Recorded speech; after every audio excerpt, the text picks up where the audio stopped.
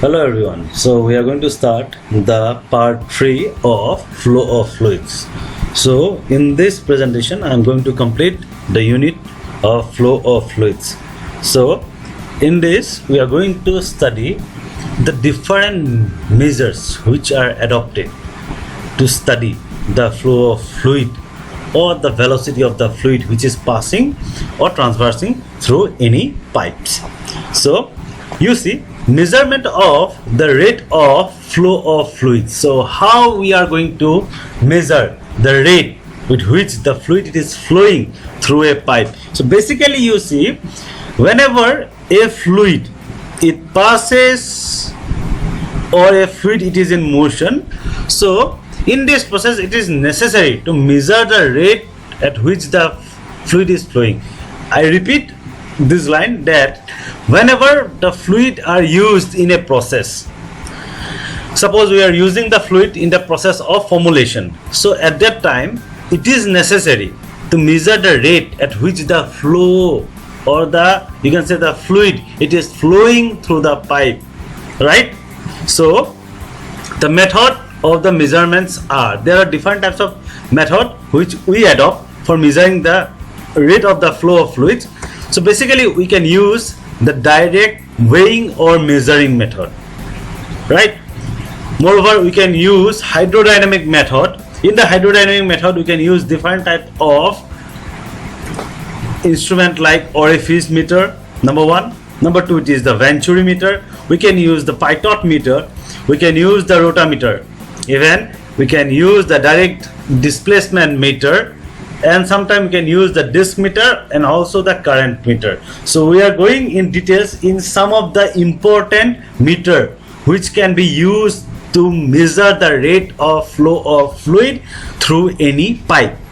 So the first one, it is the direct weighing or measuring method. So in this method, what we used to do, the liquid flowing through any pipe, the liquid which is flowing through any pipe can be collected for a specific period, for a specific period of time. Suppose I have collected the fluid for a specific period of time, suppose 30 seconds, right, at any point of the pipe, right, and afterwards I will weigh it or measure it, from which the rate of flow can be determined. So basically direct weighing or measuring method, it comprises the liquid flowing through a pipe is collected for specific period at any point of the pipe, right, and it is weighed or measured and the rate of the flow can be determined. So in this method, the direct weighing or measuring method, the gases cannot be determined. You should know that in the direct weighing or measuring method we cannot determine the flow of the gases, right? Next we have the orifice meter. So what is the orifice meter, how it is constructed, how it works, all this thing we are going to go in details in this presentation. First of all, you see the principle. Basically orifice meter, it is a thin plate. It is the orifice meter, it is a thin plate which contain a narrow and a sharp aperture. I am going to show you in the next slide the diagram of the orifice meter. So orifice meter, it is a thin plate, it contains a narrow and a sharp aperture, right? Moreover, it has been found that when a fluid it stream or it flows, it's, or when a fluid stream, or you can say a flowing fluid, it is allowed to pass through a narrow constriction. When a fluid is allowed to pass through a narrow constriction, if we go back to the Bernoulli's theorem, then what actually happens, the velocity of the fluid it increases, right? The velocity of the fluid increases compared to the upstream. Upstream means from where it has started, right? Now you see, this results in the decrease in the pressure drop, because as the velocity of the fluid will increase, immediately the pressure drop will get decreased, and the difference in the pressure may be read with the help of a manometer.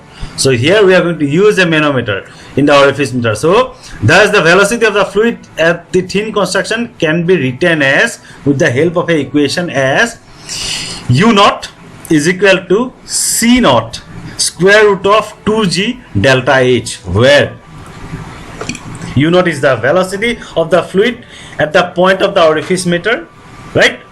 Delta H, it is the difference in the height. Moreover, which can be used or can be measured by the manometer. And C naught, it is the constant.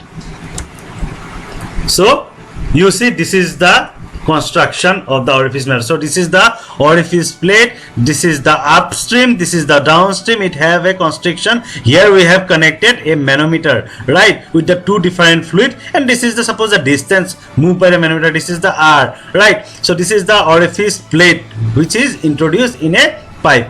So in the construction you see, so basically it is a, or the you say, or the orifice meter can be considered to be a thin plate, right, with sharp aperture through which the fluid it flows, right? The next thing is that it is placed normally, or it is normally placed between the long straight pipes. The orifice meter or orifice plate can be placed between the long straight pipes.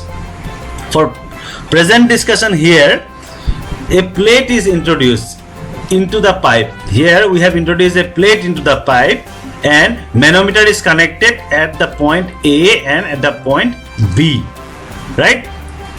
So how it works, the working, the orifice meter is referred as, also known as, variable head meter. I repeat, orifice meter, it is also referred as variable head meter. That is, it measures the variation in the pressure. It measures the variation in the pressure across the fixed construction placed in the path of the flow. It does, you can say, it measures the variation in the pressure, right? So now you see in the working, so when the fluid it is allowed to pass through the orifice, right, the velocity of the fluid at the point B, it get increases, right? Because here there is vena contracta, means earlier the fluid is flowing through a bigger pipe, suddenly it has encountered a constriction from here, the velocity will increase, right? As a result, at point A here, pressure will be increased, right? So now the difference in the pressure is measured by the help of a manometer. A manometer will be connected to this, and the difference in the pressure can be easily measured. So Bernoulli's equation is applied to point A and point B. Now for these 2 points we are going to apply the Bernoulli's equation. So here what we have found, that square root of mu naught square, or you can say mu square naught or mu A square is equal to C naught square root of 2gh. So here what are these terms? Mu naught, it is the velocity of the fluid at the orifice. Here this is the mu naught, the velocity of the fluid at the orifice, it is the mu naught. Mu A, it is the velocity of the fluid at the point A, and C naught, it is the constant.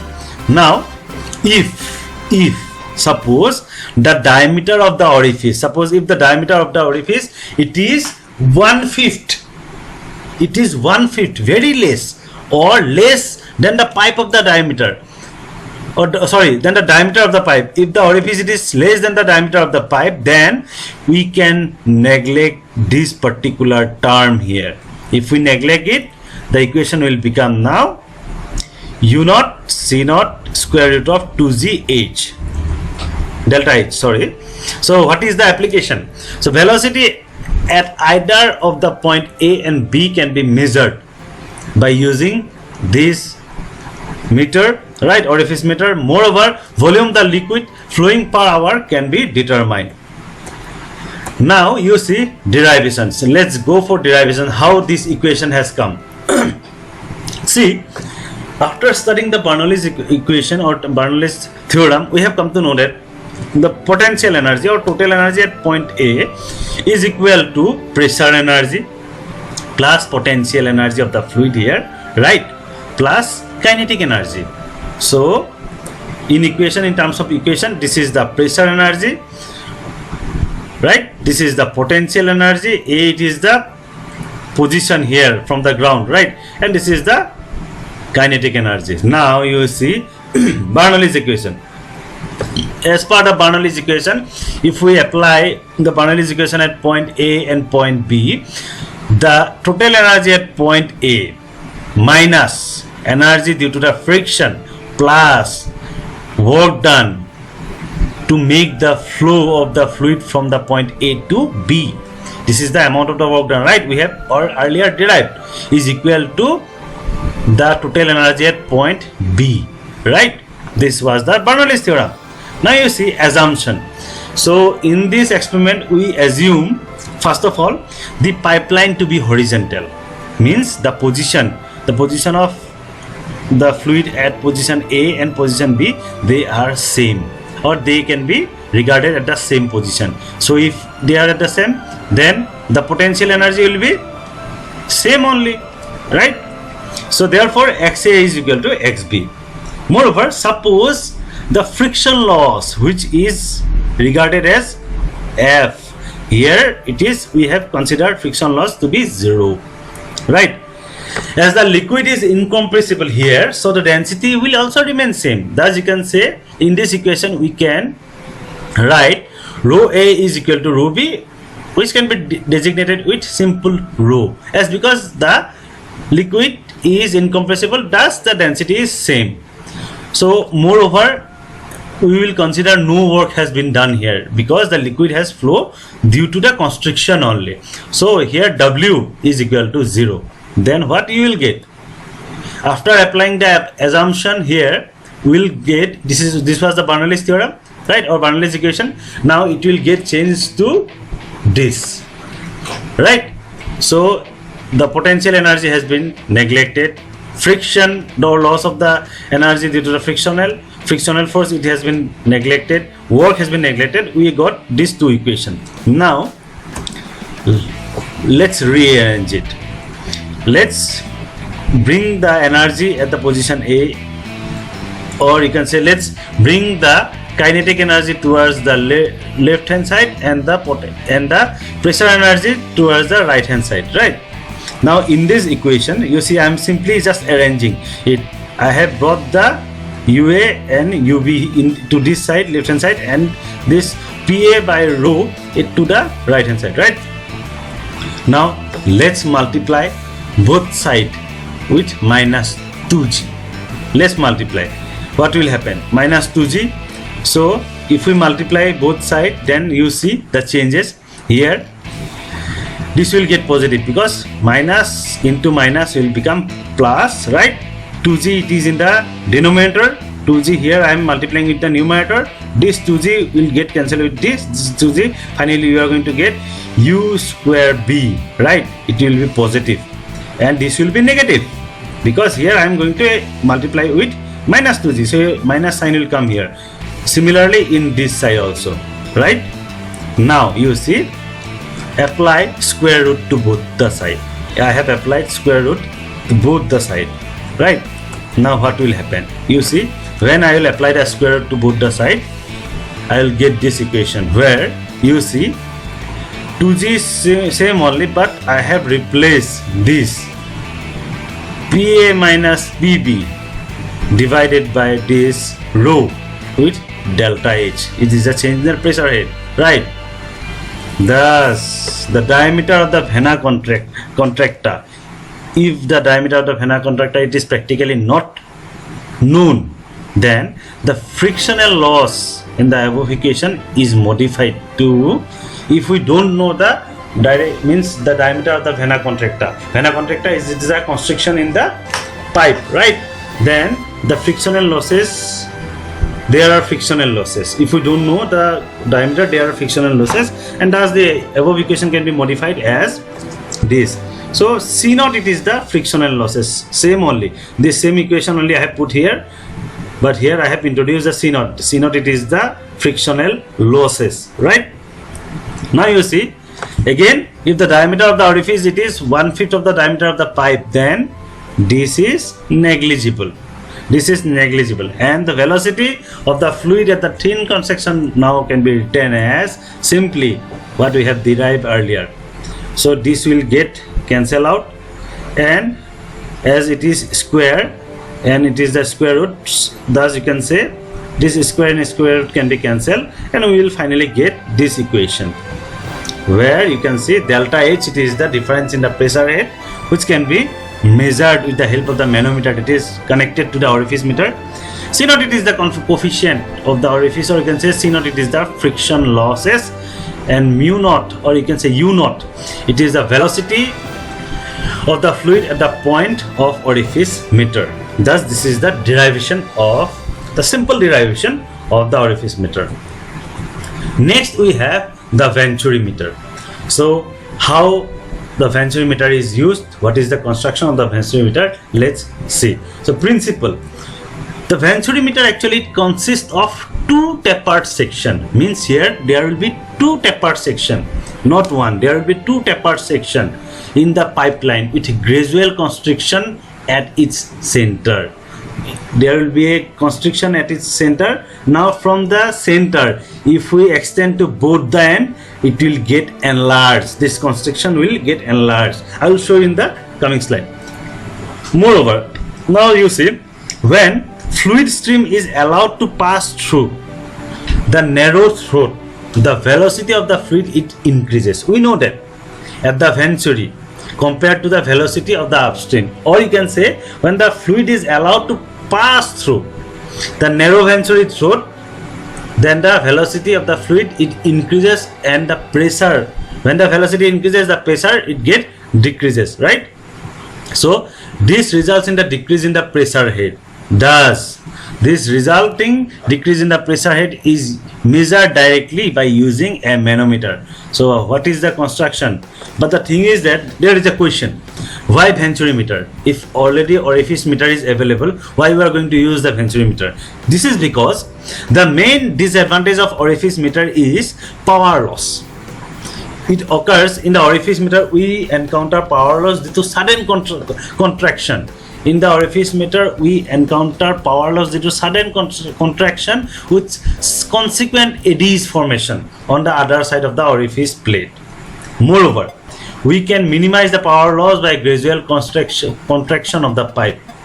Here, with the gradual contraction of the pipe in the Venturi meter, we can somehow minimize the power loss. The Venturi meter, it consists of the two tapered, or you can say conical section inserted in the pipeline, and the frictional losses as well as the eddies can be minimized with this arrangement of the Venturi meter. So let's see how Venturi meter works. So this was the Venturi meter. Here you see, this is the inlet section.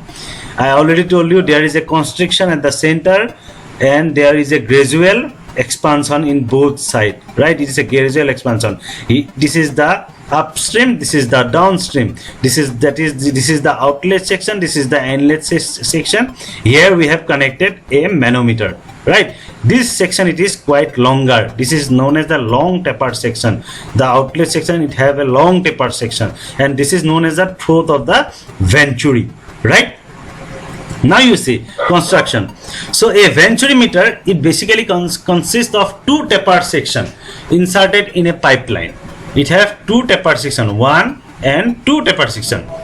Normally, Venturi meter is placed between two, or you can say the Venturi meter is placed between long straight pipes. This meter, it is placed between the long straight pipes, so that other fitting will not alter the flow rate that being measured. This Venturi meter, it is placed between long straight pipe where other fittings are not there, right? Now the upstream cone is normally shorter. It is shorter than the downstream, right? The tapers are smooth and gradual. You see, it has not suddenly expanded, it has gradually expanded. Earlier the size was small, and gradually it is growing, the size it is growing, right? Now therefore the eddies in the downstream are absent. Here you cannot find any sort of eddies, or you can say turbulence. It is absent here in the downstream, so no power loss is observed. And in addition to this, the cross section of the high velocity part of the stream is well defined here. Moreover, a manometer is connected to this meter, or you can say a manometer is connected to this Venturi meter. So now how the Venturi meter it works? You see, the venturi meter, it is also referred as a variable head meter. Now, why variable? Because it measures the variable differential pressure across a fixed constriction placed in the path of flow consisting of constant area. I repeat this. Venturi meter, it is referred as variable head meter. Why? Because it measures the variable differential pressure across the fixed constriction placed in the path of the flow consisting of a constant area. Right? Now, in a venturi meter, the velocity of the fluid is increased at the throat, because at the throat there is a constriction. So the velocity of the fluid will here increase due to the constriction, right? And this results in the decrease in the pressure in the upstream cone. When the velocity will increase in the constriction, it will result in the decrease of pressure in the upstream, or you can say in the inlet, right? Now, the pressure drop in the upstream cone is utilized to measure the rate of flow using a manometer. So, we are going to use a manometer to measure actually the rate of flow. So, venturi meter, it nearly confirms the theoretical equation that is obtained for an orifice meter. On a similar equation, we can write like this: square root of u square v minus u square a is equal to cv del square root of 2g delta h, where uv, it is the velocity at the throat of the venturi meter. Uv, it is the velocity at the throat of the venturi meter, right? u8 is the velocity at the point A, right? cv, it is the coefficient. Earlier we have used the c naught, that is the coefficient for the frictional losses, right? Now similarly, if the diameter of the smaller section is 1/5 of the pipe diameter, then this can be neglected.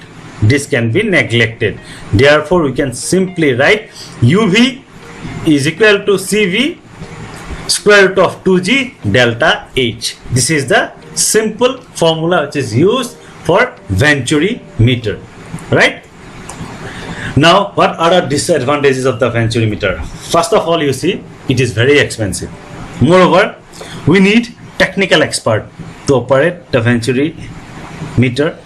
It is not flexible and it occupies more space because the size is bigger, right? But what are the advantages of venturi meter?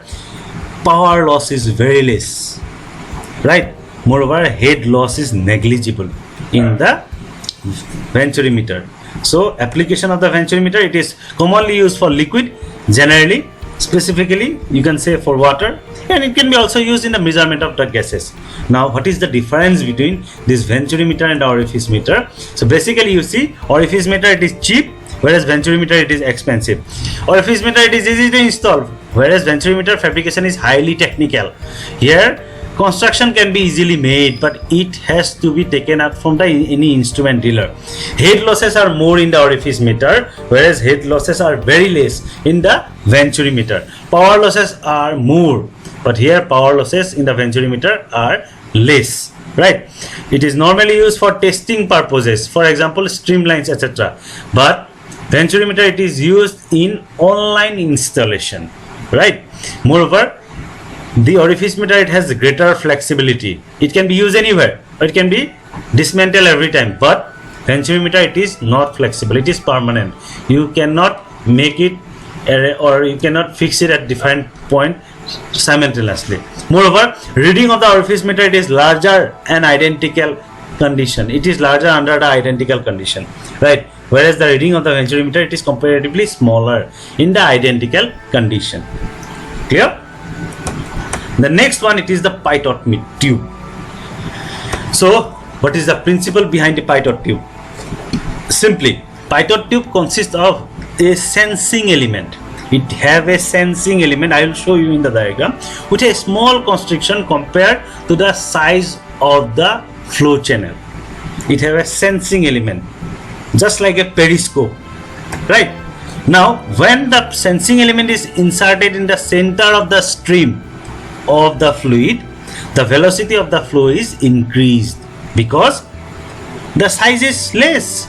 So, if the flow, if suppose there is a pipe with a bigger diameter, in that I have entered a small pipe, with a smaller diameter, and the fluid, if that comes across or if that enters the smaller pipe, the velocity will automatically increase due to the constriction, right?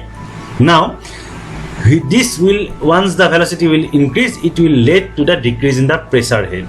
So again we are going to apply the equation here. Delta H is equal to U square divided by 2G. Now according to the Bernoulli's theorem, if we apply it, so let's see just the construction. I have already told you this is a bigger pipe. Now here this is the pitot tube. So this is having a smaller diameter as compared to this bigger pipe, right? This is known as the stagnation point, and this is the impact tube, and this is the static tube, right? You see this tube, it is parallel in the direction of the flow of fluid. This is parallel, but this is perpendicular in the direction of flow of fluid, right?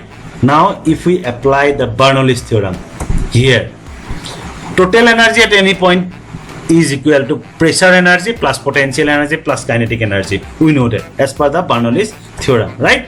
So here we can directly write U naught is equal to C naught square root of 2gh, which we have already derived in the orifice meter. That here delta H is the difference in the pressure head, right? Thus we can write delta H is equal to U square divided by 2g.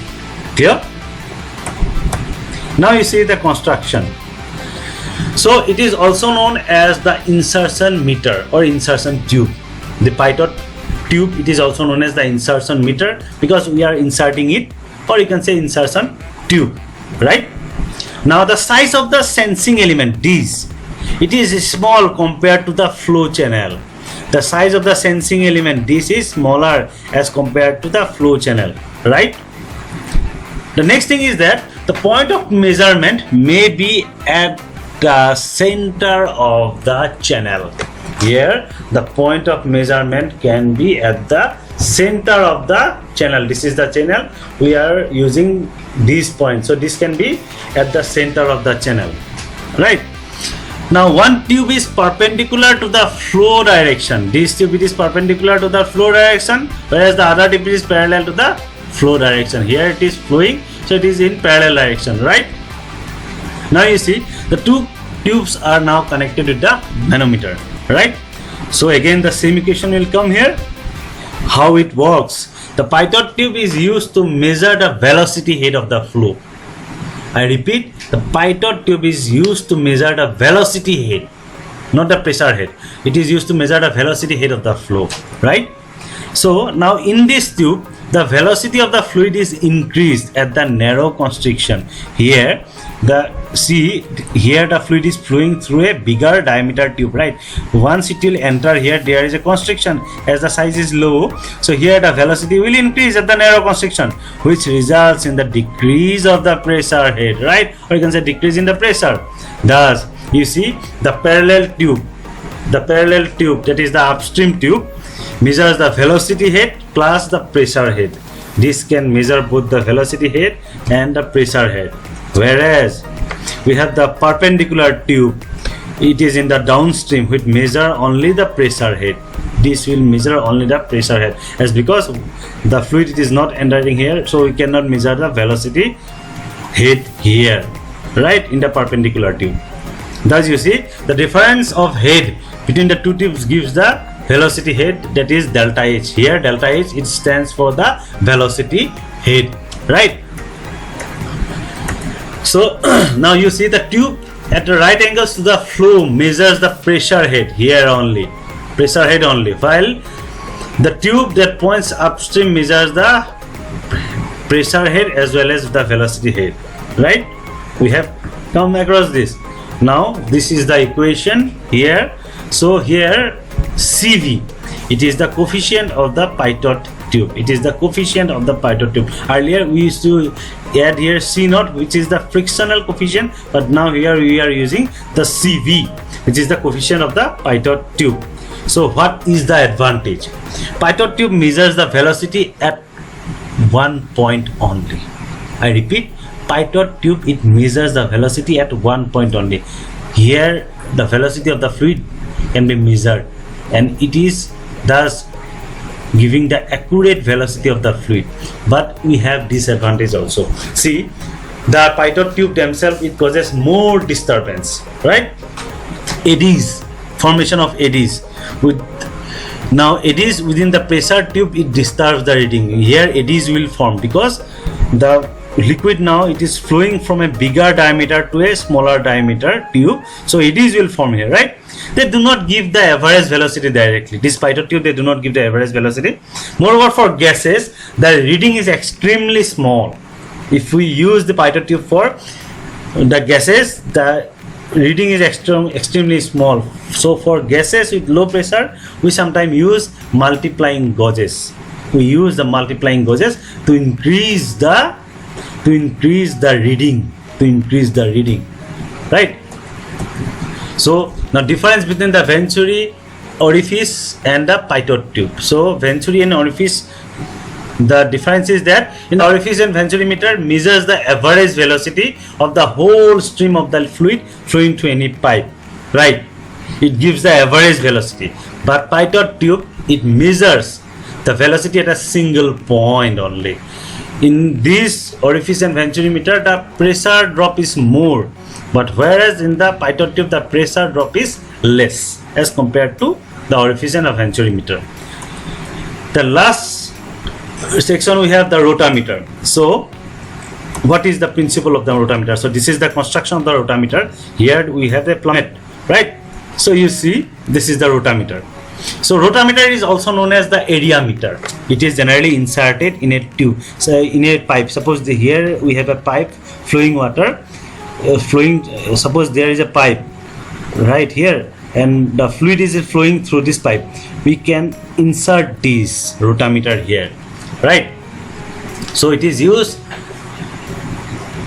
to measure the area of flow.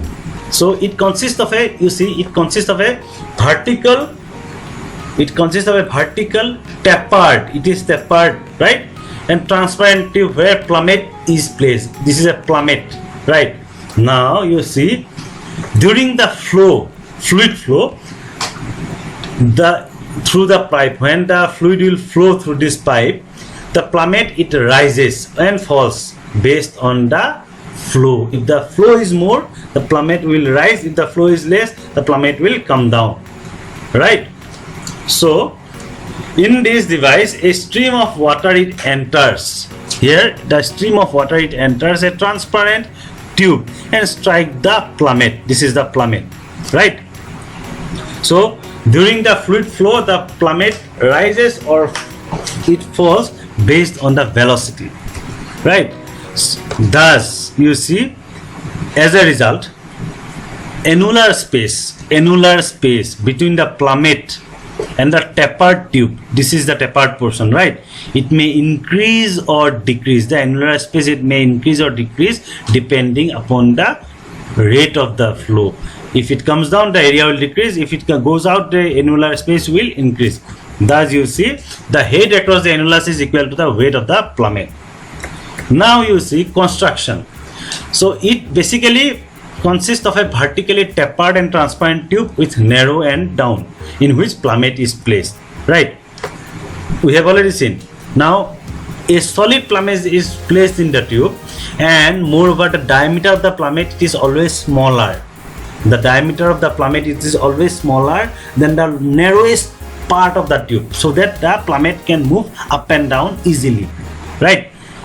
Moreover, there we have a linear scale on the glass. This scale will give the rate of the flow. Now the plummet, it is made up of generally glass, sometimes aluminum, or you can say sometimes we use plastics.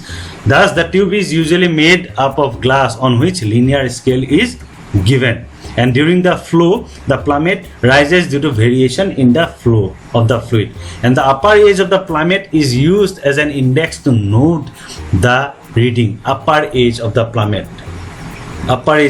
if I want to show you, this is the upper edge of the plummet. It is used to measure, right?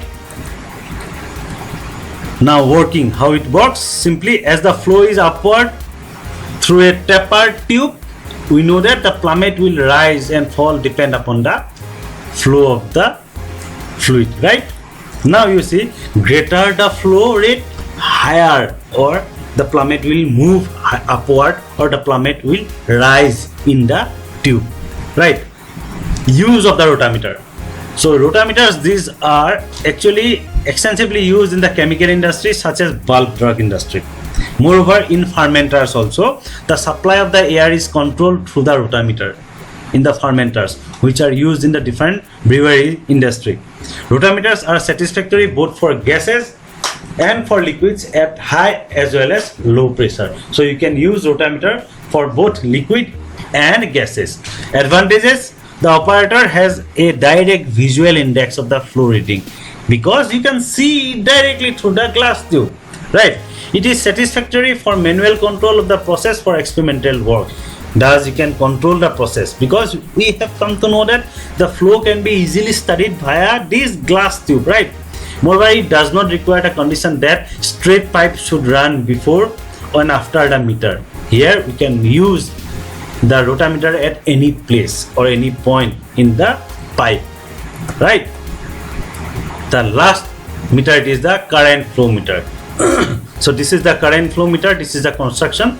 So here we have a propeller, right? So when the water will hit this propeller, which is connected with a magnet, it will calculate or it will record the flow, the rate of the flow. When the liquid or when the fluid will hit this propeller, it will start moving fast, right? And it will give the reading. Thus you see here, the velocity of the water, it increases the propeller rotation. We know that, right? The number of rotation of the propeller are measured and correlated to the velocity of the fluid. The number of rotation of the propeller, it is related to the velocity by using a simple equation. V, it is the velocity, is equal to A plus B into N, where N, it is the rotation of the propeller. Its unit is revolution per second. How many revolution it has taken per second.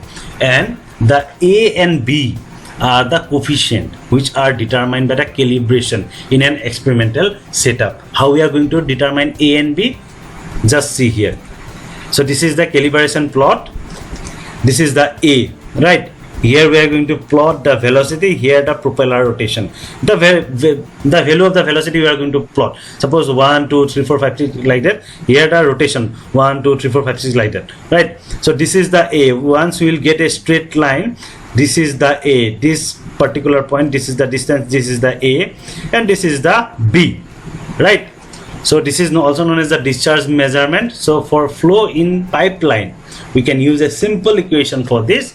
Total discharge is equal to Q, which is equal to average velocity into area of the cross section through which it has flown or the fluid has flowed. So this is all from the unit of flow of fluids. Thank you everyone. If you like my video, just press the like icon.